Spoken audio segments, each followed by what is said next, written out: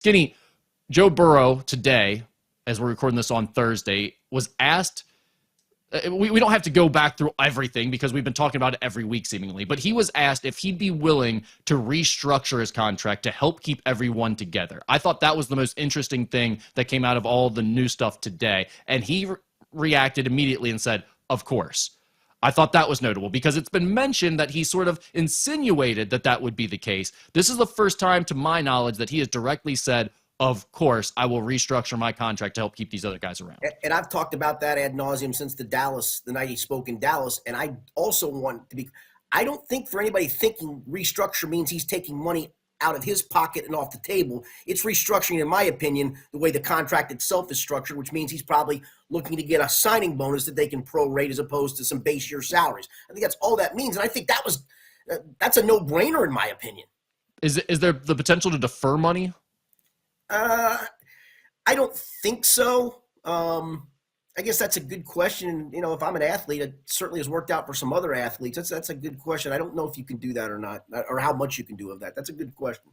He was also asked if he has faith the Bengals ownership will be willing to spend and get all of these deals done. He said, I do. We have the cap space to get it done. I want to make it happen. Everyone involved, Trey, T, Jamar, Mike G, we all want to stay together. When you have guys that are motivated like that, I think you can get those things done. He's been very straightforward about it. He continues to say the same things over and over. How much pressure, or is there any pressure being put on the Bengals front office here by Joe Burrow? And at some point, do you think this becomes like a bit too much from Joe Burrow? Like, does it become annoying at some point? I almost brought that up on last week's podcast. I'm at the point of just shut up. I mean, honestly, just shut up. I know fans think this is really good because he's putting pressure on the front office. Ain't nobody put pressure on that front office. Now, they may do these things because they feel they're the right things to do. They feel they can get them done financially. They feel like it still gives them financial wiggle room, all of those things. But I don't think that this is doing anything other than just the narrative just has gotten nauseating, in my opinion. So I was feeling that a little bit too, and I did step back somewhat because I question, is this a Joe Burrow issue or is this a media issue? Because he's saying the same thing over and over. He's being asked to do these interviews, so it's not really his fault to do them. Understood. And we are just making a big deal out of it constantly every time he speaks. I think that's it. I will say that the question about restructuring the contract had not been asked up until this point. So that was a worthwhile question, and I think a pretty worthwhile answer. It doesn't surprise me. Like I said, I've been talking about this for a while, that in order to get this done, he knew he was going to have to be part of the process and restructure. So it doesn't surprise me. But again, we didn't get a chance to talk to him after the season. We tried to get a press conference with him like we did last year. Now, last year, obviously, we hadn't talked to him since he had the wrist surgery and broken the wrist. So he did do a press conference with us. Chose not to this time around. It's certainly his prerogative. And so we haven't spoken to him since the night of the last game of the season. And he brought it up, obviously, starting with the Dallas game a couple of different times about believing it can get done. And he has to have the knowledge of that he's going to have to be a part of that. And nothing's changed for me since that night in Dallas. It all pieces itself together. Now it's a matter of, will they get it done? So I know everyone hears this and goes, yeah, great job, Joe. Put pressure on the cheap Bengals. They've got to do what's right. But if we're listening to what Joe Burrow wants to do right now, that means they've got one of the highest paid quarterbacks in the NFL. They'll have the highest paid pass rusher in the NFL. They'll have the highest paid receiver and a second receiver who's going to make top 5-ish, top 10-ish type money now potentially on this new contract, and a highly paid tight end who hasn't really accomplished all that much. I mean, Skinny, at some point, this just – I mean, it's nice of Joe Burrow to say because he's got to take up for his guys, but it's just not realistic, is it? Well, it is. I thought The Athletic, they do it every year. It's the first time I've decided to do it. They do a nice exercise. Paul Dehner Jr. puts together, and people at The Athletic, a spreadsheet of where they stand cap-wise, who you can cut to add additional cap space, and then what you can do. And so I'm doing two. I did one on Monday. You can find it on local12.com, where I extended Jamar. The thing that this doesn't take into account, this just affects the 2025 cap. So when the Bengals are making these decisions, they have to see how it affects the cap in 26, 7, 8, 9, and so on. And there's going to be a lot of cap space for them there, so they can play with this. I extended T. It cost $23 million this year, again, because the Bengals will backload contracts. Again, whenever you see a contract in the NFL, you'll see 4 years and $110 million. Well, that player may not get all the 110 because a lot of that might be base salary in year 4, and teams can get out from under it. That's where you get cap casualties that take place. So anyway, after all was said and done, there's 46 million cap space that over the cap shows. There's 49 in cap space currently that Spot Rack shows. As Paul noted in his article, and I've written this before in every free agency story I've done every offseason, you got to subtract about 10 to 15 mil off what you see of cap space for what the Bengals account for, and they're right to account for it. You got to account for signing draft picks. You got to account for paying the practice squad. You got to account for paying for a full 53-player roster instead of just accounting for the top 51. You got to account for injuries in season where you have to go sign some people. You got to account for incentive bonuses that people got. You got to account for those kind of things. It's real money. You can't just go, hey, you got 49 million. Okay, they don't. They have probably, in the way Paul did the exercise, he cut it down to 32 mil. Maybe it's 34 mil, but we use 32 mil. I cut 5 players to add some cap space. See if you think I'm wrong. I cut Sam Hubbard, Sheldon Rankins, Jermaine Pratt, Alex Kappa, Zach Moss. I did keep Geno Stone. That gave me an additional 35.5 mil. So I had 67.5 mil to play with. I extended T. It cost me 23 mil. I extended Trey. It only cost me 3 mil because don't forget, whatever extension is going to be done, the only money it's going to extra account on this year's contract, because he's already under contract, would be a signing bonus. That would get prorated. Let's just say it's 6 mil for 2 years, 8 mil. They used the number 3 million for this year. That's fine. Again, this is not as Paul points out, this is not a perfect exercise. And I was then able to go get Brandon Scherf as a guard. I was able to get Jeremy Chin as a safety. I was able to go get Puna Ford as a cheap defensive tackle. I spent a first-round pick on a defensive end from Georgia. Spent a second-round pick on Deion Walker, the defensive tackle from Kentucky. Those didn't cost me anything because I'm already accounting for them in that 10 to 15 mil that accounts for draft picks, etc. I signed Dre Greenlaw for 6 mil as a linebacker. I re-signed Cody Ford as a guard. So I was able to do a lot of things. I actually took it down to where I only had $300,000 left, so I took it almost all the way to the max. I was able to fix it, maybe not perfectly, maybe not the way fans would have liked, and maybe not the way it takes place. But then I'm going to do an exercise tomorrow on Friday of what can I do with money if I don't extend T. That will be as interesting to me as anything else to see what better players can I get at multiple positions, and then probably spend a first-round pick on a wide receiver, and then maybe go sign a free agent mid-level wide receiver. It's very interesting how this is all going to shake out. That's a big part of this, Skinny, because that's the prism I'm looking at this through, is not just that, can you re-sign all these players or not? Okay, great. If you can bring them all back, that's fine. But your team was not good enough last year. You didn't make the playoffs with all of these guys. So I'm not interested in running it back with the same group and just spending a bunch more money on them. I want the rest of the team to be much better. And my concern is when you start talking about bringing all of these guys back, can you improve other areas of the team? Yeah, I think they can. I mean, I don't know by what increments. Like, I'm taking on Dre Greenlaw, counting on him to be the 2022-2023 Dre Greenlaw before he hurt his Achilles in the Super Bowl and missed almost all of this season. And then he came back for like the last 2 or 3 games, and he got hurt on his other leg. So I'm counting on a healthy Dre Greenlaw, right? Again, that's my way to go. They may look and go, we tapped the tires on it. He's too injured, and we can't do it.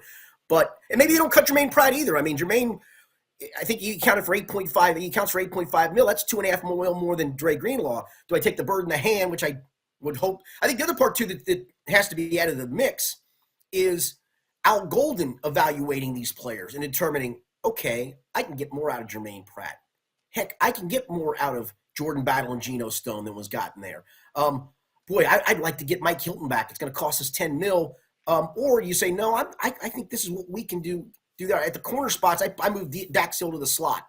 That may not be what they want to do. So I think some of that, Al Golden figures into that mix of telling the front office, most of these guys, I can get more out of them. He was here in 2021, Al Golden, that is. Would he have coached Jermaine Pratt then? Oh, absolutely. Yeah. He talked glowingly of those guys. Jermaine Pratt, he even brought up Keandre Jones, who was basically a practice squad. So he remembered all those guys and talked about them. So, yeah, I mean, no, he did coach them. That is an interesting thing to factor in then, because those guys probably when they were a little bit younger, and that's plays a role. They're now older, so that could be part of the decline. But when they were younger and playing a little bit better, he was their position coach, so maybe he would have a different view on what their value is going forward than someone else might. So that's something interesting to factor in for sure. But I would say this, they do have the financial wiggle room to do all this and still make their team better. The question, though, to my point is, I want to see how much better can I make it if I don't re-sign T.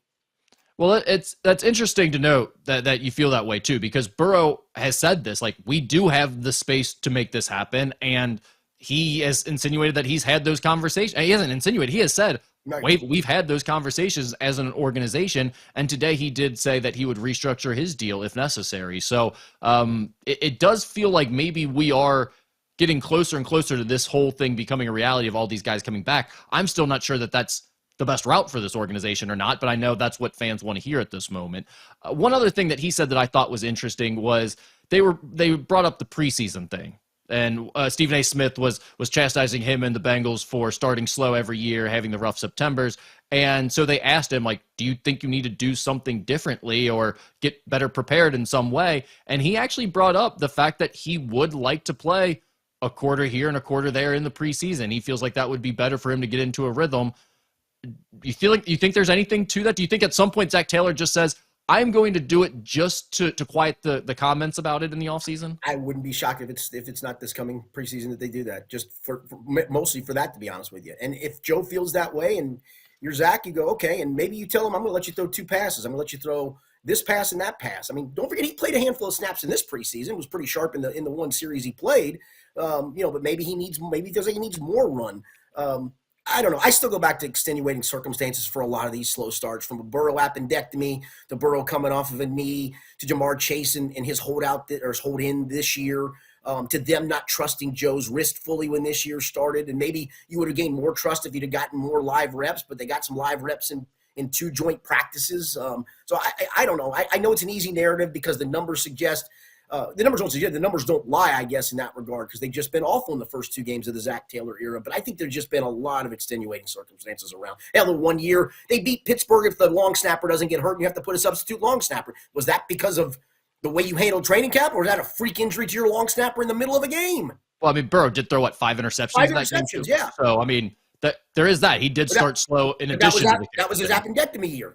Yeah, and I do think there are a lot of extenuating circumstances, but I also, especially after watching Ohio State and the way it went for them this year, it feels the Ryan Day thing felt so similar to the Zach Taylor thing of why, when you have the best players on the field, are you so conservative early in the season? And then they got desperate late and they went on that insane run to a national championship. It feels like the Bengals kind of do the same thing in the NFL season every year, where they start slow, they get themselves in a position where we're bringing up all the stats of, you got a 12% chance to make the playoffs if you start 0-3. We do it every year, and they get desperate, and they start taking more chances and playing more aggressively on the offensive side of things, and they go on a big run and make it close late. So I think my biggest issue is not the prep time or Joe Burrow needing to get in a better rhythm. I think there is a real issue with the way they approach the first couple of games of the year, because they seem to be more conservative in those games. Yeah, I would say, though, too, let's go back to the Kansas City game. You win that game if not for a freak penalty on a rookie safety, right? I mean, that's true.